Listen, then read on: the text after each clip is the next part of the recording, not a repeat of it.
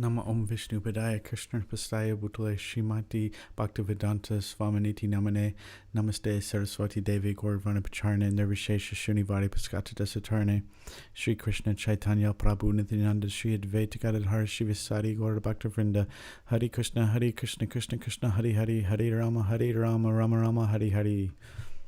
Chapter 6 Jnana Yoga Ataha Shasto Dhyayaha.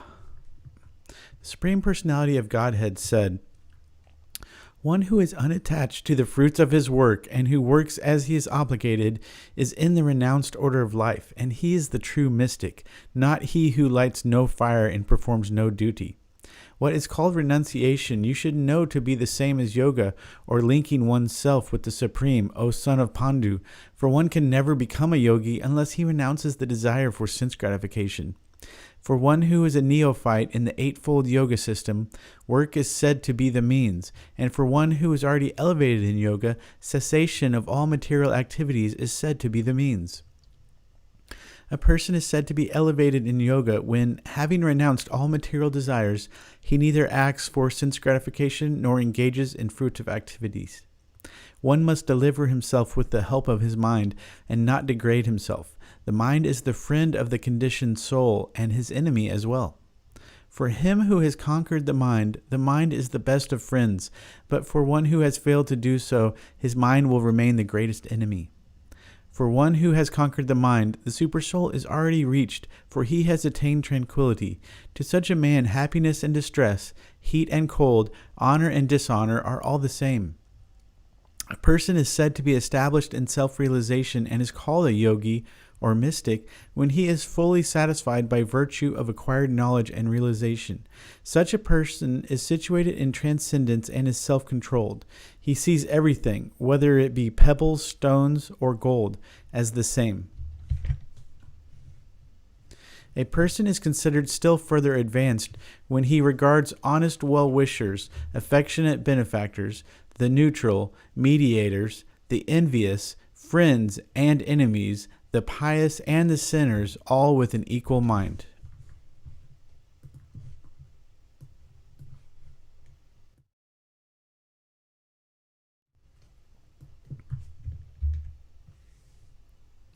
A transcendentalist should always engage his body, mind, and self in relationship with the Supreme. He should live alone in a secluded place and should always carefully control his mind. He should be free from desires and feelings of possessiveness. To practice yoga, one should go to a secluded place and should lay kusha grass on the ground and then cover it with a deerskin and a soft cloth. The seat should be neither too high nor too low and should be situated in a sacred place. The yogi should then sit on it very firmly and practice yoga to purify the heart by controlling his mind, senses, and activities and fixing the mind on one point. One should hold one's body, neck, and head erect in a straight line and stare steadily at the tip of the nose.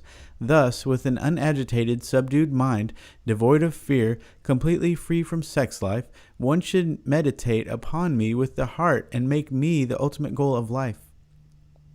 Thus, practicing constant control of the body, mind, and activities, the mystic transcendentalist, his mind regulated, attains to the kingdom of God, or the abode of Krishna, by cessation of material existence. There is no possibility of one's becoming a yogi, O Arjuna, if one eats too much or eats too little, sleeps too much or does not sleep enough. He who is regulated in his habits of eating, sleeping, recreation, and work can mitigate all material pains by practicing the yoga system. When the yogi, by practice of yoga, disciplines his mental activities and becomes situated in transcendence, devoid of all material desires, he is said to be well established in yoga. As a lamp in a windless place does not waver, so the transcendentalist, whose mind is controlled, remains always steady in his meditation on the transcendent self. In the stage of perfection called trance or samadhi, one's mind is completely restrained from material mental activities by practice of yoga. This perfection is characterized by one's ability to see the self by the pure mind and to relish and rejoice in the self. In that joyous state, one is situated in boundless transcendental happiness, realized through transcendental senses. Established thus, one never departs from the truth, and upon gaining this, he thinks there is no greater gain. Being situated in such a position, one is never shaken, even in the midst of greatest difficulty. This indeed is actual freedom from all miseries arising from material contact. One should engage oneself in the practice of yoga with determination and faith and not be deviated from the path.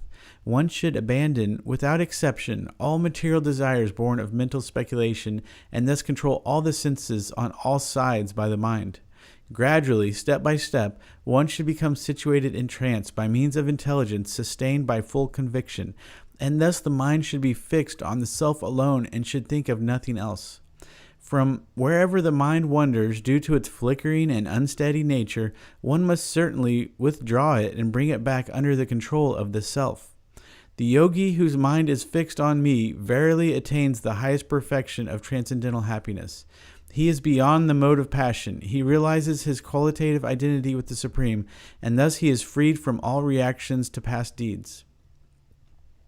Thus the self-controlled yogi, constantly engaged in yoga practice, becomes free from all material contamination and achieves the highest stage of perfect happiness in transcendental loving service to the Lord.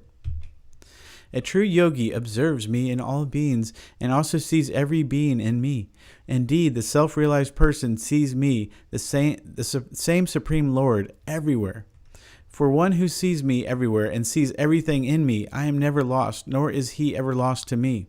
Such a yogi who engages in the worshipful service of the Supersoul, knowing that I and the Supersoul are one, remains always in me in all circumstances.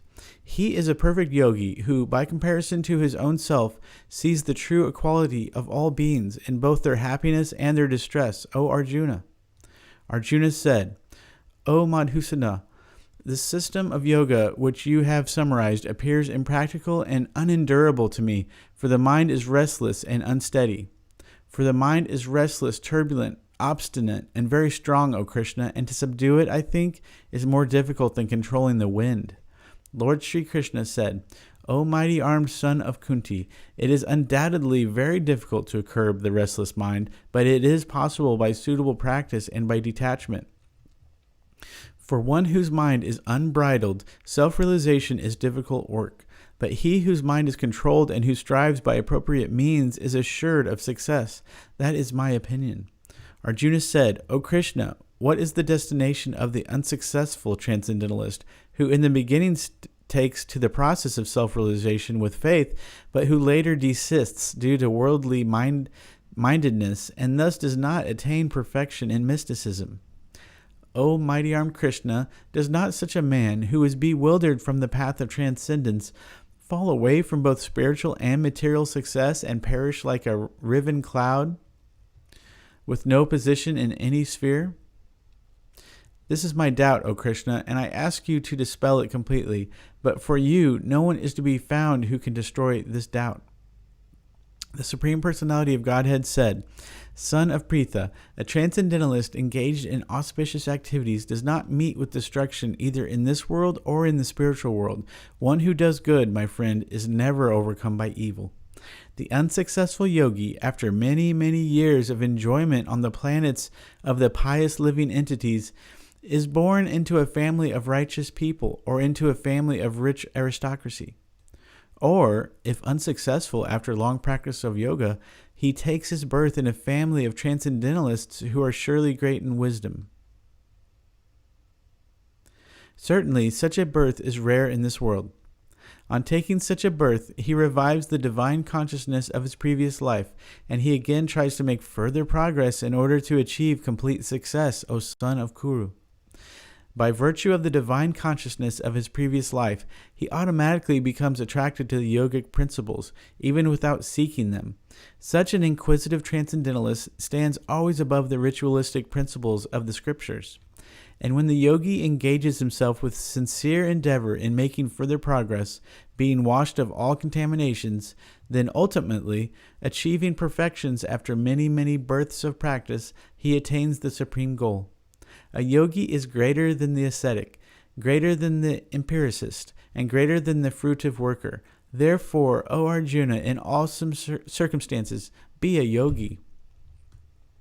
And of all yogis, the one with great faith who always abides in me, thinks of me within himself, and renders transcendental loving service to me, he is the most intimately united with me in yoga and is the highest of all. That is my opinion. Om Tat Sat Iti Srimad Bhagavad Gitasu Upanishatsu Brahma Vidyayam Yoga Shastre Shri Krishna Arjuna Samvade Dhyana Yoga Nama Sasto Dhyayaha. Thus ends the Bhaktivedanta translations to the 6th chapter of the Srimad Bhagavad Gita in the matter of Dhyana Yoga.